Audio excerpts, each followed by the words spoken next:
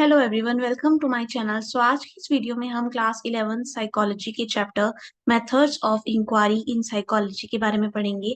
ये चैप्टर काफी अच्छा है। इसमें आप जानोगे रिसर्च कैसे होती है, क्या मेथड्स होते हैं, उनके क्या डिसएडवांटेजेस, एडवांटेजेस एंड और भी बहुत कुछ। तो अगर आपको वीडियो अच्छी लगी तो लाइक कर देना, अपने फ्रेंड्स के साथ शेयर करना एंड चैनल को सब्सक्राइब कर देना। जब हम साइकोलॉजी की बात करते हैं तो हम बात करते हैं मेंटल प्रोसेसेस की, एक्सपीरियंसेस की और बिहेवियर की। ये तो हो गई काफ़ी थ्योरेटिकल सी डेफिनेशन। हम इसको समझते हैं एक रियल एग्जांपल से।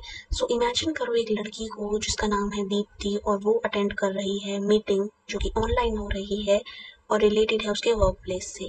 जब मीटिंग चल रही थी और उसके कलीग्स भी सामने थे तो दीप्ति का व्यवहार थोड़ा बदल सा गया। वो आंखें चुराने लगी, वो आंखें नीचे करके बात कर रही थी, वो उतना कंफर्टेबल नहीं थी बात करने में। और ये वाला जो उसका व्यवहार है ये काफी दिन से ऐसा ही चल रहा है। यहाँ हम बात कर रहे हैं बिहेवियर की, ठीक है। फिर बारी आती है मेंटल प्रोसेसेस की। तो जब दीप्ति से पूछा गया उसके कलीग द्वारा कि दीप्ति तुम्हें क्या हुआ था कल, और कुछ पास्ट दिनों से मैं तुम्हें देख रही हूँ कि तुम कैमरे में देख कर ना तो बात करती हो और ऐसा लगता है कि तुम अवॉइड कर रही हो डिस्कशन को करना, तो क्या सब सही है? तो वो बोलती है कि मुझे काफ़ी सारे थॉट्स आते हैं नेगेटिव, जैसे कि लोग मुझे जज करेंगे, लोग मुझ पर हंसेंगे, मेरे आइडियाज़ को एक्सेप्ट नहीं किया जाएगा, मेरी इंग्लिश का मजाक उड़ाया जाएगा और वगैरह वगैरह। और ये सारी चीज़ें मुझे बहुत गंदा फील कराती हैं और ऐसा फील कराती हैं जैसे मैं यहाँ इस ऑर्गेनाइजेशन में रहना डिजर्व नहीं करती। ये सुनने के बाद कि दीप्ति की जो थिंकिंग है वो इस तरीके की हो रही है तो उसकी कलीग समझ जाती है कि इसका जो मेंटल प्रोसेस इस टाइम चल रहा है वो ऐसा है जो उसके लिए नेगेटिविटी क्रिएट कर रहा है। जब उसकी कलीग ट्राई करती है ओरिजिन्स को जानना कि ऐसा क्यों हो रहा है दीप्ति के साथ, तो उसको पता चलता है कि दीप्ति के पास्ट में एक ऐसा इंसिडेंट रह चुका है जहाँ पर उसको ह्यूमिलिएशन फील हुआ था पूरी क्लास के सामने। तो ये वाला जो एक्सपीरियंस है अब वो दीप्ति के साथ उसकी मेमोरीज में है और उसको डिफिकल्टी हो रही है इसको लेट गो करने में। तो यहाँ पर दीप्ति की साइकोलॉजी को जब हम समझेंगे तो हम ये जानेंगे कि जो उसके मेंटल प्रोसेसेस हैं, यानी वो क्या क्या थिंक कर रही है, वो किन चीज़ों को रिमेम्बर कर रही है, वो क्या इमेजिन कर रही है। उसके अलावा जब हम उसके एक्सपीरियंसेस की बात करते हैं और बिहेवियर की, जहाँ पर वो अपनी आंखें चुराती है और उतना असर्टिवली नहीं बोल पाती लोगों के सामने, तो ये वाले behaviour, mental processes and experiences हमें उसके बारे में कुछ इन्फॉर्मेशन देते हैं कि दीप्ति इस टाइम थोड़ा सा स्ट्रगल महसूस कर रही है और ऐसा स्ट्रगल जिसके लिए उसे हेल्प की जरूरत हो सकती है। तो साइकोलॉजी ने क्या क्या डिस्कवर करा उसकी मेंटल प्रोसेसेस के बारे में, एक्सपीरियंसेस के बारे में एंड बिहेवियर के बारे में। तो अब इन चीज़ों को जानने के लिए हम रिसर्च मेथड्स का भी यूज़ करते हैं और आज की वीडियो रिसर्च मेथड्स पर ही है, तो इसके साथ बने रहना आखिरी तक। साइकोलॉजी एज अ फील्ड कुछ गोल्स लेकर आती है और कोई भी रिसर्चर जो है वो इन सब गोल्स पे फोकस करता है और चाहता है कि वो इनको मीट करे, इनको फुलफिल करे। तो पहला गोल जो है हमारे पास वो है description, then explanation, prediction, control and finally application. अब ये क्या है? डिस्क्रिप्शन में आप क्या करते हो, आप बिहेवियर को डिस्क्राइब करते हो। एक्सप्लेन में आप उसके अंदर के रीजंस को जानना चाहते हो कि ये बिहेवियर हो क्यों रहा है। प्रेडिक्शन में आप ये सोचते हो कि आगे कैसा हो सकता है इस पर्सन का बिहेवियर। कंट्रोल में आप उनके ऐसे बिहेवियर्स को कंट्रोल करना चाहते हो जो कि नेगेटिव हैं या अनडिज़ायरेबल हैं, जबकि ऐसों को इन्हांस करना चाहते हो जो कि अच्छे हैं, पॉजिटिव हैं, डिज़ायरेबल हैं। एंड फाइनली एप्लीकेशन में आप कोई भी थ्योरी जब साइकोलॉजी की बनाते हो तो आप चाहते हो कि वो रियल लाइफ में आप अप्लाई कर सको लोगों की, क्योंकि ऐसी नॉलेज का कोई फ़ायदा नहीं है जिसको बस आपने लिख कर रख दिया और उसका कोई यूज़ नहीं है लोगों की रियल लाइफ में। अब एक एग्जांपल लेते हैं इन गोल्स को समझने के लिए। लेट्स अज्यूम कि एक वर्क प्लेस है, वहाँ पर जो एक कंप्लेंट आई है एचआर डिपार्टमेंट में वो ये है कि आजकल जो एम्प्लॉयज़ हैं, जो वहाँ काम करते हैं लोग, उनमें स्ट्रेस का लेवल बहुत ज़्यादा बढ़ रहा है, जिसकी वजह से उनकी प्रोडक्टिविटी बहुत ही ज़्यादा कम हो गई है। प्रोडक्टिविटी मतलब वो कितना काम कर पा रहे हैं और कितना क्वालिटी काम वो कर पा रहे हैं, ठीक है। तो जब ये पता लगता है मैनेजर को, तो वो क्या करता है, वो एचआर को इंस्ट्रक्ट करता है कि आप पता करो कि माजरा क्या है।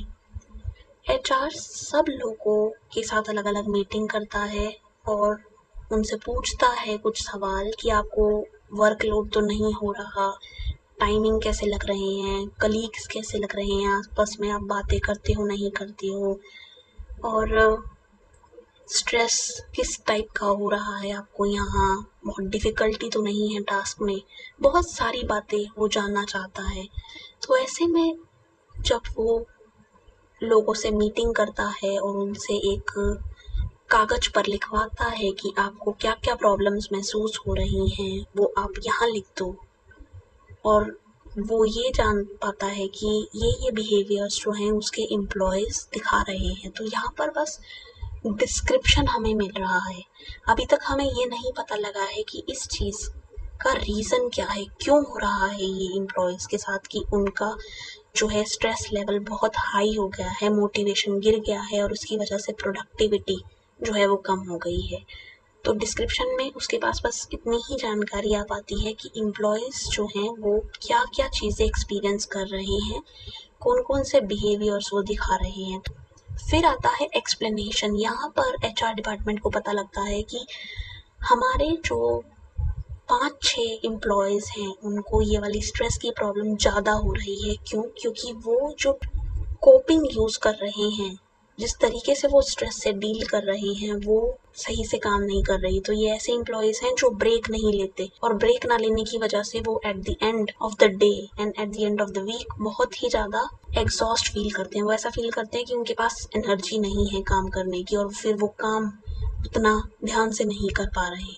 कुछ लोग एब्सेंट हो रहे हैं, तो उस एब्सेंट होने के पीछे भी रीजंस हैं कि वो बीमार ज़्यादा पड़ रहे हैं, क्योंकि जब वो एग्जॉस्ट हो रहे हैं तो वो रेस्ट तब भी नहीं कर रहे। तो ऐसे में उनका स्ट्रेस से डील करने का जो मैकेनिज्म है वो कहीं ना कहीं सही से काम नहीं कर रहा है। इसके अलावा लीव्स जो है वो काफ़ी सारी लोगों की बची हुई हैं, उन्होंने वो नहीं ली हैं क्योंकि काम का प्रेशर उनके ऊपर ज़्यादा है। क्यों? क्योंकि डेडलाइंस काफ़ी स्ट्रिक्ट हैं, और ये चीज़ आ रही है बॉस की साइड से। उन्होंने डेडलाइंस को काफ़ी स्ट्रिक्ट रखा हुआ है, जिसका प्रेशर भी एम्प्लॉयज़ ले रहे हैं। सो इस वाली इंफॉर्मेशन के बाद, एक्सप्लेनेशन के बाद अगला आता है प्रिडिक्शन, जहाँ पर एचआर डिपार्टमेंट प्रिडिक्ट करता है कि अगर ये बिहेवियर कंटिन्यू रहे तो चांसेस हैं कि प्रोडक्टिविटी आगे भी लेस ही हो। तो ऐसे में हमें बहुत संभल के चलने की ज़रूरत है। फिर क्या होता है, फिर आता है कंट्रोल। तो यहाँ पर उनको रिकमेंड किया जाता है कि आप जो है ब्रेक ले लेकर काम करो। मैं एज अ बॉस ये इंश्योर करता हूँ कि मैं आपको थोड़ा सा टाइम और दूँ, डेडलाइन को थोड़ा सा फ्लेक्सिबल और बनाऊँ, ताकि आपके लिए आसान हो जाए अपने टास्क को कंप्लीट करना, लेकिन आपके लिए ब्रेक्स लेना काफ़ी ज़रूरी है। तो ये वाला जो बिहेवियर है ब्रेक्स ना लेने का बीच बीच में, वो जो कि अनडिज़ायरेबल है, अब उसको हमें एलिमिनेट करना है, रिड्यूस करना है। तो वहाँ बात हो गई कंट्रोल। तो फाइनली हमारे पास आता है एप्लीकेशन।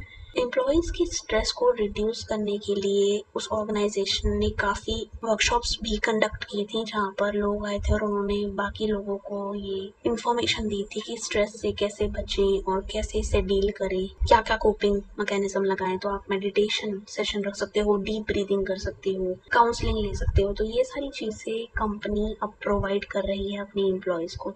तो उसके जो एम्प्लॉयज़ हैं कंपनी के, वो जब इन चीज़ों का लाभ उठाते हैं तो हम देख पाते हैं कि किस तरीके से स्ट्रेस की नॉलेज होना कि मेरे एम्प्लॉयज़ को जो है स्ट्रेस हो रहा है, और अगर मैं मैनेज करवाऊँ ऐसे ट्रेनिंग प्रोग्राम्स जहाँ पर उनको इस स्ट्रेस से राहत मिलेगी, तो ये राहत जो है एक रियल लाइफ बेनिफिट है, जो कि रियल लाइफ में हो रहा है। इसका ताल्लुक जो है वो थ्योरी से तो है, क्योंकि थ्योरी की वजह से ही हमें पता चला है कि स्ट्रेस के जो है नेगेटिव कॉन्सिक्वेंसेस होते हैं। आपकी इम्यून सिस्टम खराब हो जाता है, आपका कॉर्टिसोल हाई रहता है, आपकी बॉडी सही से फंक्शन नहीं करती, आप जल्दी बर्नआउट हो जाते हो। बहुत सारी चीज़ें स्ट्रेस की वजह से होती हैं, लेकिन इन चीज़ों को अवॉइड करने के लिए अगर आप ऐसे टूल्स बना रहे हो और दे रहे हो अपने एम्प्लॉयज़ को जो उसकी हेल्प करेंगे इन चीज़ को ओवरकम करने में, तो आप अप्लाई कर रहे हो साइकोलॉजी की नॉलेज को। तो वहाँ पूरा हो रहा है एप्लीकेशन वाला गोल। तो इस तरीके से उस ऑर्गेनाइजेशन ने पहले डिस्क्राइब किया, फिर एक्सप्लेन किया, प्रिडिक्ट किया, कंट्रोल किए बिहेवियर्स एंड फाइनली अप्लाई किया जो भी उन्हें पता था थ्योरी में। तो ये जो है कंबाइंड, ये कहलाते हैं कुछ गोल्स जो साइकोलॉजी ट्राई करती है अचीव करना। सो ऑब्जेक्टिविटी जो है रिसर्च में एक छोटा सा कॉन्सेप्ट है। यहाँ पर क्या होता है कि दो इंडिविजुअल्स की हम बात करते हैं, ये रिसर्च स्टडी कर रहे हैं, इन्होंने एक टॉपिक ले रखा है, टूल्स का यूज़ करते हैं और ये अपनी इंडिपेंडेंट स्टडी में उन टूल्स को अप्लाई करते हैं और उस स्टडी को पूरा करते हैं। जब इनके रिजल्ट्स आते हैं उस स्टडी के तो हम देखते हैं कि उनमें काफ़ी सिमिलैरिटीज़ हैं। तो ऐसे में इन्होंने जो स्टडी की थी वो इंडिपेंडेंटली की थी, तो वहाँ डिपेंडेंस नहीं थी एक दूसरे पर, और जो टूल्स यूज़ किए वो सिमिलर थे और जो रिजल्ट्स आए वो भी सिमिलर आए। तो इससे क्या होता है कि हमारा उस रिसर्च के प्रोसेस पर ट्रस्ट और बढ़ जाता है। तो ये आप रिसर्च में इंश्योर करते हो कि ऑब्जेक्टिविटी हो ताकि आप किसी भी स्टडी को रेप्लिकेट कर पाओ। रेप्लिकेट मतलब कि आप उस स्टडी को दोबारा से कर पाओ। सो रिसर्च के प्रोसेस को हम समझते हैं एक छोटे से एग्जाम्पल से। सबसे पहले हम बात करने वाले हैं प्रॉब्लम की। यहाँ पर हम ये जानने की कोशिश कर रहे हैं कि क्या इंडिविजुअल की हैप्पीनेस पर कोई फ़र्क पड़ता है ग्रैटिट्यूड शो करने का। ग्रैटिट्यूड मतलब अप्रिसिएशन। आप छोटी से छोटी चीज़ का भी अप्रिसिएशन कर सकते हो और बड़ी से बड़ी चीज़ का भी। जैसे आपको जॉब में प्रमोशन मिलती है, आप उसके लिए भी थैंकफुल हो सकते हो, और आपको पीने के लिए पानी मिल रहा है, सांस लेने के लिए हवा, उसके लिए भी। तो क्या ये चीज़ें आपकी इन्फ्लुएंस कर रही हैं हैप्पीनेस को, ये हमारा जो है रिसर्च का क्वेश्चन है, प्रॉब्लम है। इस क्वेश्चन को आंसर करने के लिए आप डाटा को कलेक्ट करते हो, पार्टिसिपेंट्स को बुलाते हो, उनके साथ अच्छे बॉन्ड एक बनाते हो ताकि वो आपको इंफॉर्मेशन दें, इसे रैपोर्ट कहते हैं। एंड उस पार्टिसिपेंट पर आप कुछ टूल्स यूज़ कर सकते हो।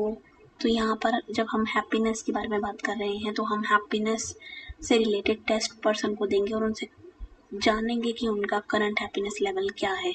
उसके बाद हम क्या करेंगे, उसके बाद हम ग्रुप्स बनाएंगे दो। एक ग्रुप को हम बोल देंगे कि आप जो है ग्रैटिट्यूड की डायरी रखो 8 वीक तक, आप इसमें लिखना कि आप क्या क्या चीज़ें अप्रिशिएट करते हो रोज़, और 8 वीक के बाद आपको ये डायरी हमें वापस देनी है। दूसरे जो ग्रुप है उसको हम एज सच कोई इंस्ट्रक्शन नहीं देते ग्रैटिट्यूड के बारे में। उसके बाद हम फिर दोबारा डाटा कलेक्ट करते हैं इस ट्रीटमेंट के बाद 8 वीक्स के, जहाँ पर हम फिर दोबारा देखते हैं कि पर्सन के हैप्पीनेस स्कोर्स क्या हैं, ये बिलीव करते हुए कि हैप्पीनेस स्कोर्स जो है पर्सन के वो इंक्रीज़ हो गए होंगे, या अगर वो डिक्रीज़ हुए होंगे तो वो क्यों हुए होंगे, या उनमें अगर कोई डिफरेंस नहीं है तो ऐसा क्यों है। उसके बाद हम उस डाटा को एनालाइज करते हैं। आजकल साइकोलॉजी में काफ़ी सारे सॉफ्टवेयर्स भी आ गए हैं जो हेल्प करते हैं रिजल्ट्स जनरेट करने में। वैल्यूज़ मिल जाती हैं आपको, सब कुछ एक टेबल के फॉर्म में आपके सामने आ जाता है और आपको बस टेबल को एनालाइज करना होता है और इंटरप्रेट करना होता है फाइंडिंग्स को।